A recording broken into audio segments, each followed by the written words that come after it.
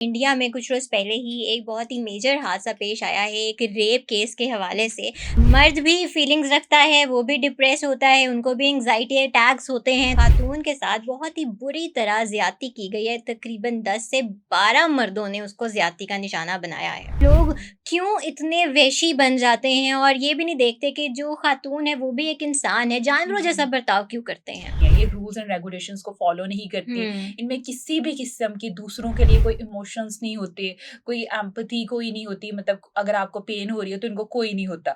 बस ये दूसरों को लाइक अगर पेन दे के ना खुद को प्लेयर फील करते हैं। कब पाकिस्तान में या पूरे वर्ल्ड में एक दफ़ा एक रिकॉर्ड था तो 70% लोग जो थे ना वो साइकोपाथ थे। इसमें पर्सनैलिटी के जितने भी डिसऑर्डर होते हैं ना, लोग इस चीज़ को एक्सेप्ट नहीं करते। वो हुँ। कहते हैं कि हम बिल्कुल ठीक है, हमें किसी भी किस्म की कोई भी ट्रीटमेंट की ज़रूरत नहीं है। अस्सलाम वालेकुम, हेल्थ मैटर्स के साथ मैं हूँ आपकी मेज़बान हफ्सा खालिद।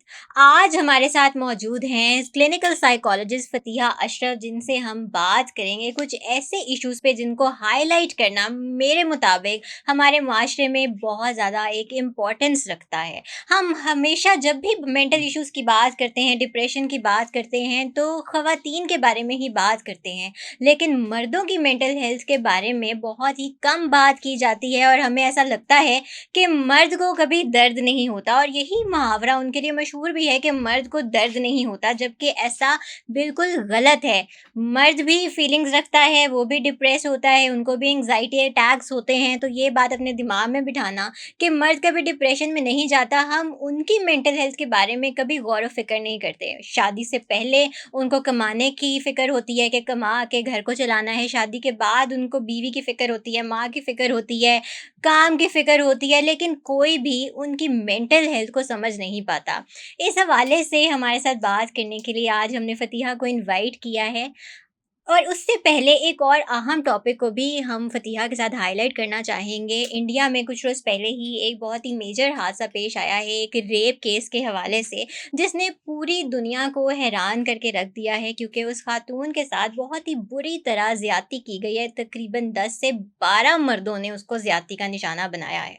फ़तिहा, कैसी हैं आप? अल्हम्दुलिल्लाह, आप सुनाएँ? अल्हम्दुलिल्लाह। अच्छा फ़तिहा, आज हमारा जो मेजर इश्यू होगा वो होगा मर्दों की मेंटल हेल्थ के हवाले से। लेकिन उससे पहले मैं आपसे जानना चाहती हूँ कि जैसे अभी आप भी अवेयर होंगी, पिछले दिनों जो भी इंडिया में जैसे भी वाक़या पेश आया, एक खातून को ज़्यादती का निशाना बनाया गया।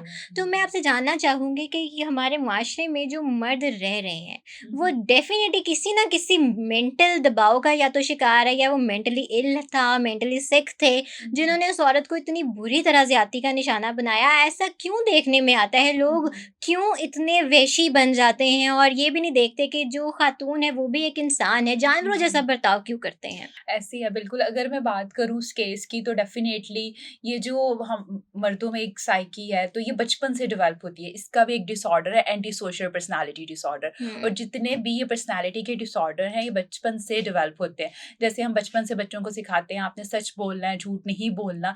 इसी तरह जो एंटी सोशल पर्सनैलिटीज़ हैं ये भी बचपन से ही होती हैं। ये रूल्स एंड रेगुलेशंस को फॉलो नहीं करती। हुँ। इनमें किसी भी किस्म की दूसरों के लिए कोई इमोशंस नहीं होते, कोई एम्पैथी कोई नहीं होती। मतलब अगर आपको पेन हो रही है तो इनको कोई नहीं होता। बस ये दूसरों को लाइक अगर पेन दे के ना खुद को प्लेयर फील करते हैं। इनकी हुँ। पर्सनैलिटी ऐसी होती है, लाइक सेक्सुअल असॉल्ट में ये प्लेयर फील करते हैं कि हाँ, इनको तकलीफ हो रही है तो मुझे मज़ा आ रहा है।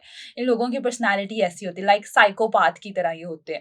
और ये हर पर्सन में, और अगर इसकी बात करूँ तो पाकिस्तान में या पूरे वर्ल्ड में एक दफ़ा एक रिकॉर्ड था तो 70% लोग जो थे ना वो साइकोपाथ थे। साइकोपैथ है। ये जी, जी। साइकोपैथ बनने की ये इसकी मेन वजूहात होती क्या हैं? इंसान क्यों उस तरफ चला जाता है?